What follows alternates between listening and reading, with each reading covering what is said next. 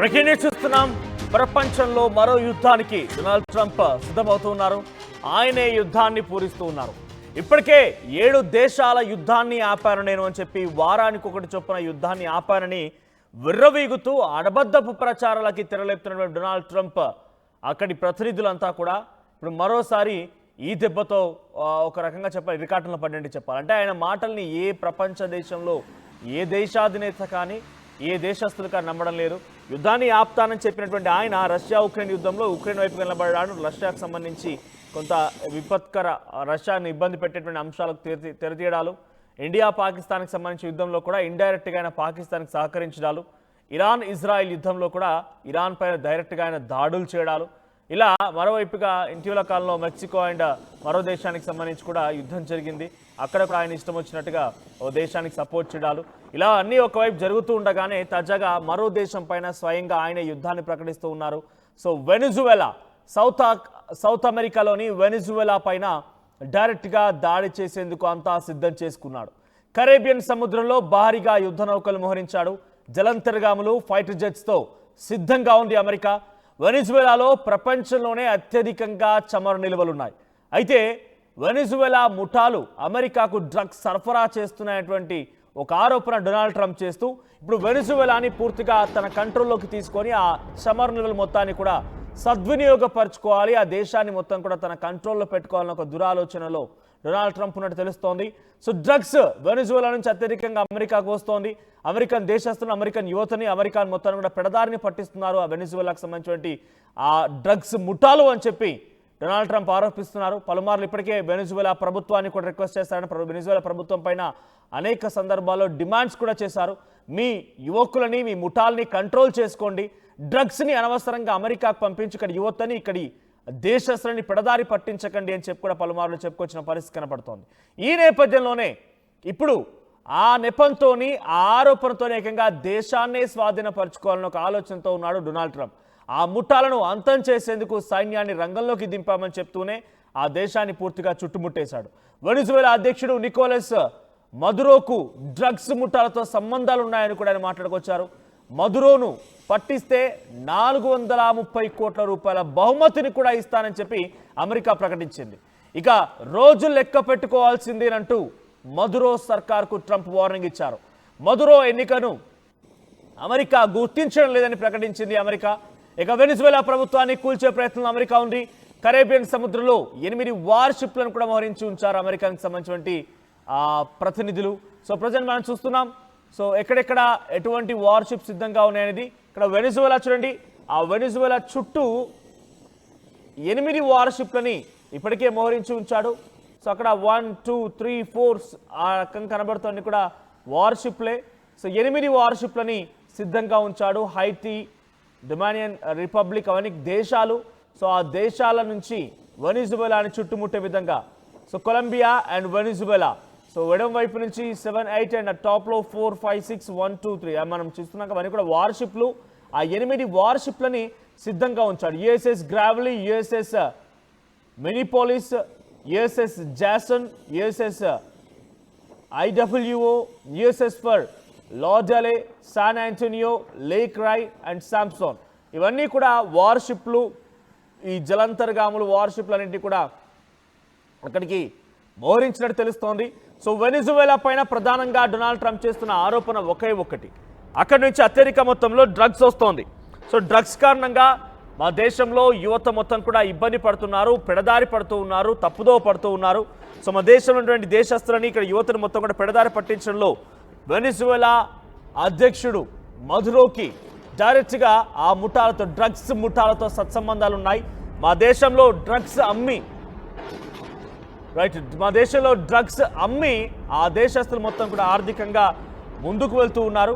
So ఈ రకంగా పలుమార్లు హెచ్చరించినా పట్టించుకోకపోవడం మూలంగానే కరేబియన్ సముద్రంలో ఇప్పటికీ 8 వార్షిప్లను సిద్ధంగా ఉంచాను.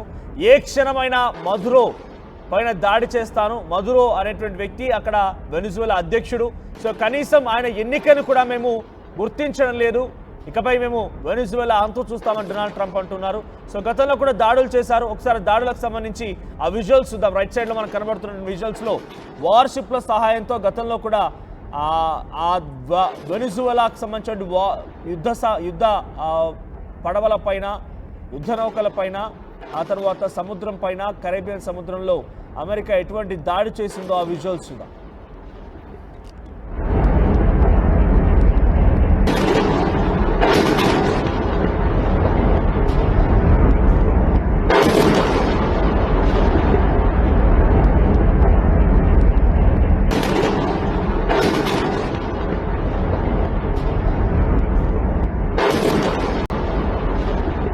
సో సౌత్ అమెరికాలోని వెనిజువెలా ప్రపంచ దేశాల్లోనే అత్యధికంగా చమురు నిల్వలు ఉన్నటువంటి దేశం.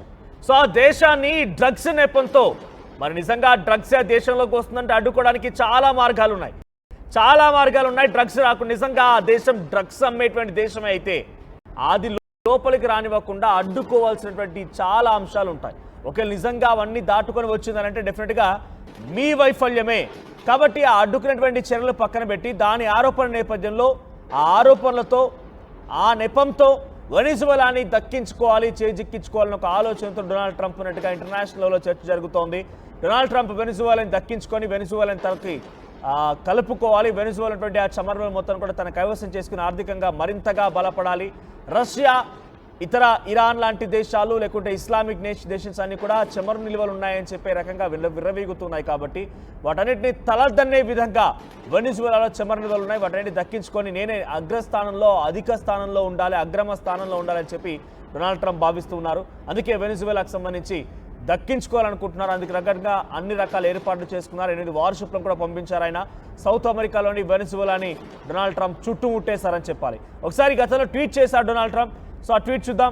సో డొనాల్డ్ ట్రంప్ చేసిన ట్వీట్లో మనం చూస్తూ ఉంటే, earlier this morning on my orders US military forces conducted a kinetic strike against positively identified 20 Argua narco terrorists in the South Com area of responsibility. TDA is designated foreign terrorist organization operating under the control of Nicolas Maduro.